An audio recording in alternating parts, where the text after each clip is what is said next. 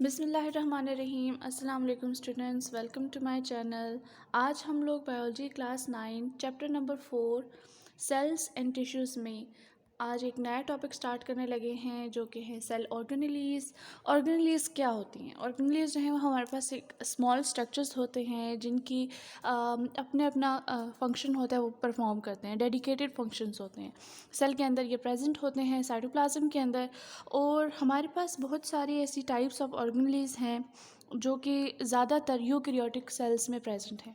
Prokaryotic cells में अगर देखा जाए तो वहाँ पर सिर्फ राइबोसोम्स प्रेजेंट होते हैं और इसके अलावा जितनी भी मेम्ब्रेनस स्ट्रक्चर ऑर्गेनेलीज़ हैं वो एब्सेंट होती हैं। ऑर्गेनेलीज़ जो हैं वो सेल के लिए बहुत ज़्यादा इम्पोर्टेंट रोल प्ले करती हैं, क्योंकि हर ऑर्गेनेली जो है वो एक different certain specific function perform करते हैं। ठीक है, सबसे पहले हम लोग बात कर लेते हैं न्यूक्लियस की। न्यूक्लियस की डेफिनेशन देख लेते हैं। Nucleus is an organelle which is present prominently in eukaryotic cells. Nucleus एक ऐसा ऑर्गेनेली है जो कि ज़्यादा प्रोमिनेंट किस में प्रेजेंट होता है? यूकैरियोटिक सेल्स में। यहाँ पर वर्ड प्रोमिनेंटली क्यों आया है? इसका मतलब ये हुआ कि न्यूक्लियस जो है इसके पास अपनी एक मेम्ब्रेन होती है to distinguish itself from the other parts और अदर कंपोनेंट्स ऑफ सेल। ठीक है, इसके पास एक ऐसी मेम्ब्रेन होती है कि वो जितने और पार्ट्स जितने और कंपोनेंट्स प्रेजेंट होते हैं सेल के अंदर, उससे ये एक डिफ्रेंशिएशन इसकी हो रही होती है। ठीक है, जबकि अगर प्रोकैरियोटिक सेल्स में देखा जाए तो वहाँ पर जो न्यूक्लियस होता है that is present in the form of DNA. और वो क्या होता है, वो साइटोप्लाज्म के अंदर सबमर्ज्ड हो रहा होता है, वो साइटोप्लाज्म के अंदर फ्लोट कर रहा होता है। They don't have the prominent nucleus. ठीक है, अगली अगर बात की जाए लोकेशन की तो एनिमल सेल्स के अंदर it is present in the centre. और जो मेच्योर प्लांट सेल्स हैं it is push to the side. Why? क्योंकि हमारे पास जो formation of large central vacuole होता है for the storage of water, वो प्लांट्स के अंदर होता है। जैसे ही वो वैक्यूल एक बड़ा सा बन जाता है, वो सेंटर में होता है, तो वो न्यूक्लियस को पुश कर देता है टुवर्ड द साइड। अब अगर हम लोग नेक्स्ट देख लें कि न्यूक्लियस के स्ट्रक्चर के बारे में, ताकि हमें पता चल सके why it is so important for the cell, तो न्यूक्लियस की सबसे पहली जो हम लोग स्ट्रक्चर में बात करेंगे तो वो ये है कि it is surrounded by a double membrane. ठीक है, हमारे पास जो न्यूक्लियस है, ठीक है, इसकी एक अपनी डबल मेम्ब्रेन होती है जिसको हम लोग न्यूक्लियर इन्वेलप बोलते हैं। The second thing is nuclear pores. Nuclear envelope के अंदर कुछ स्मॉल पोर्स होते हैं that enable it to act as a semi permeable membrane. जो न्यूक्लियर इन्वेलप होती है वो एक्ट कर रही होती है as a semi permeable membrane because of the presence of these nuclear pores. ये स्मॉल छोटे छोटे सुराख होते हैं और आपको मैंने सेमी परमिएबल मेम्ब्रेन का सेल मेम्ब्रेन के अंदर इसका डिटेल से बताया हुआ है कि ये क्या करता है। ये कुछ मॉलिक्यूल्स को अलाउ करता है। सेमी परमिएबल का मतलब ये होता है कि it allow some molecules and resist most of them. ठीक है, कुछ को ये अलाउ नहीं करता कि वो इंटर हो सकें। ठीक है, कुछ मॉलिक्यूल्स को, और कुछ जो है वो इससे आसानी से पास कर सकते हैं। फिर अगर हम लोग बात करें कि न्यूक्लियर इन्वेलप के बाद क्या होता है, जैसे कि हम लोग सेल मेम्ब्रेन या सेल वॉल पढ़ते हैं, उसके बाद हमारे पास साइटोप्लाज्म में एक फ्लूइड आता है।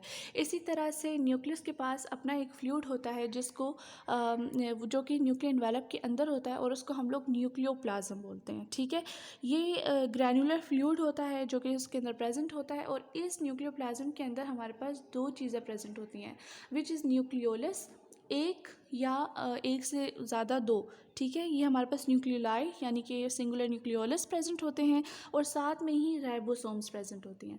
अब अगर हम लोग देखें कि न्यूक्लियोलस क्या चीज़ है, तो ये एक डार्क स्पॉट है। ठीक है, ये एक डार्क स्पॉट है न्यूक्लियस के अंदर जहाँ पर राइबोसोमल आरएनए जो है वो यहाँ पर बनती है। ठीक है, राइबोसोमल आरएनए जो है वो हमारे पास इस न्यूक्लियोलस के अंदर बनती है। और जो राइबोसोमल आरएनए है वो फिर असेंबल होके क्या बनाती है? राइबोसोम्स बनाती है। तो इसका मतलब है nucleolus is most important part in the nucleus. और सेकेंड इम्पॉर्टेंट पार्ट जो है वो हमारे पास क्रोमोसोम्स है। क्रोमोसोम्स क्या होते हैं? आपने ये इस तरह की जो शेप है ये देखी होगी।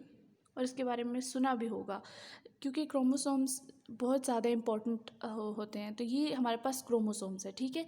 ये जो शेप है क्रोमोसोम की, ये स्ट्रक्चर जो है ये कब विजिबल होता है, जब सेल डिवाइड कर रहा होता है, डिवीजन फेज़ में होता है। जबकि जो हमारे पास नॉन डिवाइडिंग फेज़ होता है, जिसको हम लोग इंटरफेज़ बोलते हैं, वहाँ पर ये क्या होते हैं, ये थ्रेड लाइक स्ट्रक्चर में प्रेजेंट होते हैं, ठीक है।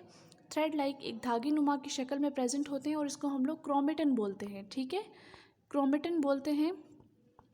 और अगर ये देखा जाए कि क्रोमोसोम्स किन किन दो चीज़ों से मिलके बनता है, तो क्रोमोसोम जो है वो हमारे पास डीऑक्सीराइबोन्यूक्लिक एसिड यानी कि डीएनए और साथ में ही प्रोटीन्स जो हैं, इन दोनों चीज़ों से क्रोमोसोम्स मिलके बनते हैं। जबकि अगर ये हमारे पास कहाँ पर है, ये यूकैरियोटिक सेल के अंदर।